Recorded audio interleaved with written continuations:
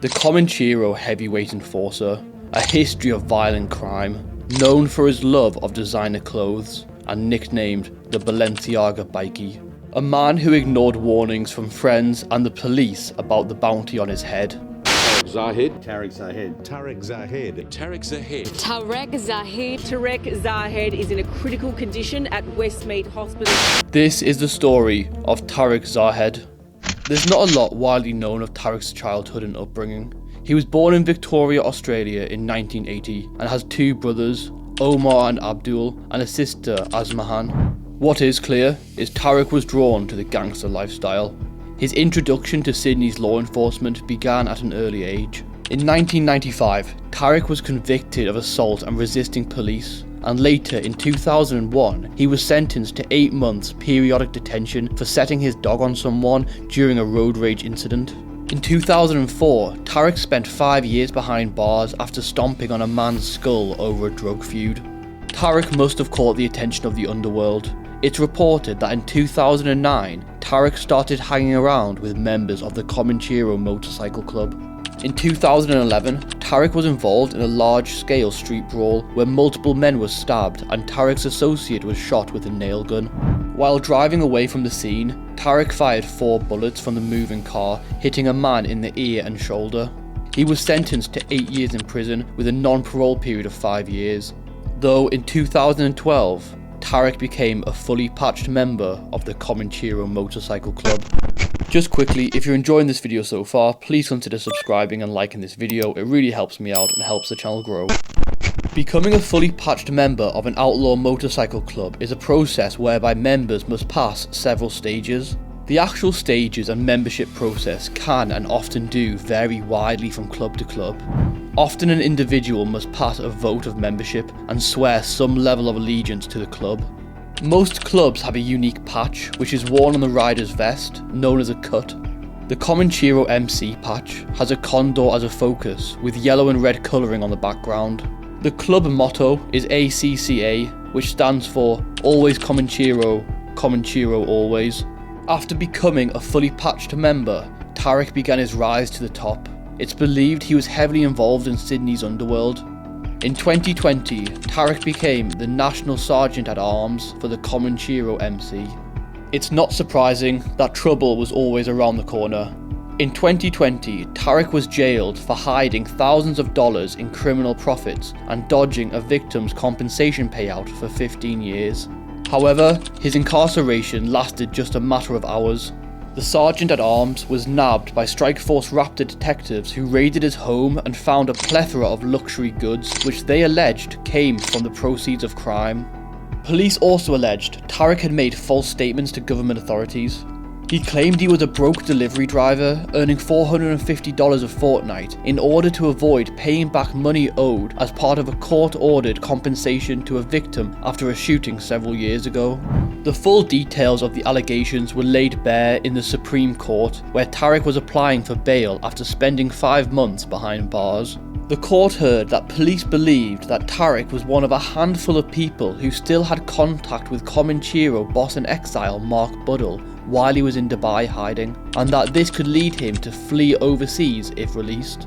Police accused Tarek of laundering over $59,000 they alleged to be the proceeds of crime through the poker machines at the Three Swallows Hotel in Bankstown and leaving with a receipt for over $54,000 in February 2016. In November 2018, police allege over $13,000 in cash found in his possession was also the proceeds of crime. However, Tarek's defense told the court the money came from Tarek buying and selling cars. During the same period, according to court documents, police allege Tarek moved over $900,000 into bank accounts under the names of 2 family members who were not accused of any wrongdoing. The police alleged these funds were also the proceeds of crime. Tarek pleaded guilty to making false statements to government authorities. He was sentenced to 1 year and 4 months in jail for dealing with proceeds of crime and making false statements. However, court records state Tarek was released on bail just hours after being jailed pending an appeal against the conviction. It seems Tarek was just unable to stay out of trouble. On January 16th, 2021, Tarek was caught on CCTV at a high-end restaurant inside Crown's new Barangaroo casino complex, slapping and hitting another man after a heated conversation. Tarek was attending a large birthday celebration in a private room at the restaurant and was seated about 10 meters away from the man who was with a separate group. Tarek was initially charged with a fray, but this was then downgraded to the less serious charge of violence to cause fear. He pleaded guilty and was convicted on February 10th and ordered to pay a $1,000 fine. Grip of a fresh COVID wave. The entire country will move to level 5 of the framework for living with COVID-19. The new so-called super variant of COVID-19 has been detected in New Zealand. The coronavirus is the biggest threat this country has faced for decades, and this country is not alone. 2021, the year COVID-19 shut down the world. In August 2021, the Australian Border Force approved a number of requests for travel for people seeking exemptions on compassionate grounds. Tarek was granted an exemption and left the country with his wife and child on a Qatar Airways flight bound for Doha. However, police were sceptical of Tarek's reason for travelling overseas, but ran out of legal avenues to stop him. Police were concerned that Tarek could be travelling overseas to reunite with known associate and infamous drug boss Mark Buddle. Police also thought Tarek could be leaving the country due to concerns for his safety in Sydney. Once arriving in Doha, the trio took a connecting flight to Turkey. While this was meant to be a simple stop before continuing to Lebanon, Tarek was halted at the Turkish border. Authorities were hoping he would be sent back to Doha and put on a flight to Australia, but it was reported he made it to Lebanon via a different route. Australian police had a green notice issued through Interpol in relation to Tarek, which carries a warning about someone believed to pose a criminal threat. Upon his arrival to Lebanon on September 11, 2021, he was denied entry to Beirut. The Interpol Bureau in Canberra alerted Lebanese and Turkish authorities about Tarek, seeking to prevent his entry into the countries. The notice said he was widely known by Australian police for involvement in serious crime. On September 16th, he applied for release to a Lebanese court, and his local lawyer conveyed his fears over returning him to Australia. The lawyer also claimed Tarek was planning to contact the United Nations about the matter and was seeking to obtain Lebanese nationality on the grounds of his origins. However, despite his efforts, Tarek was extradited back to Sydney. While he was away, New South Wales police applied for and were granted extensive powers to restrict Tarek's lifestyle with serious crime prevention orders.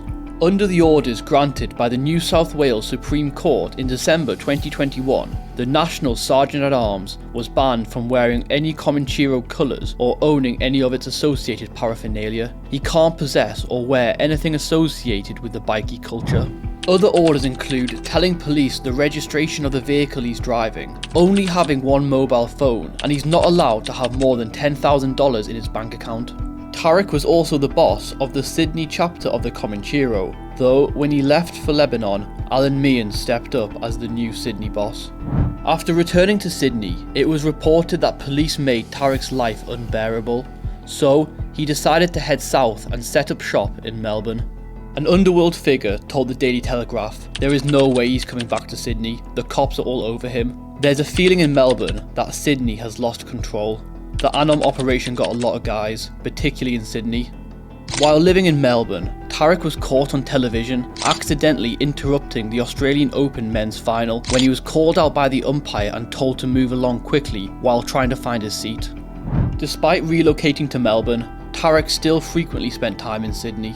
On Friday, 29th of April 2022, Tarek was arrested by police in Sydney Southwest and charged with 2 counts of contravening serious crime prevention orders after failing to notify police of changes to his living arrangement whilst visiting Sydney. During this time, Tarek had been warned by friends a $1 million bounty had been put on him by rivals. The tit-for-tat gangland war of Sydney's southwest was about to explode. Despite being warned and advised to stop frequently going to the same gym and change his routine, Tarek failed to listen. On the 10th of May 2022, while at the Body Fit gym in Auburn, Sydney with his brother Omar, more than 20 shots were fired into the foyer of the gym.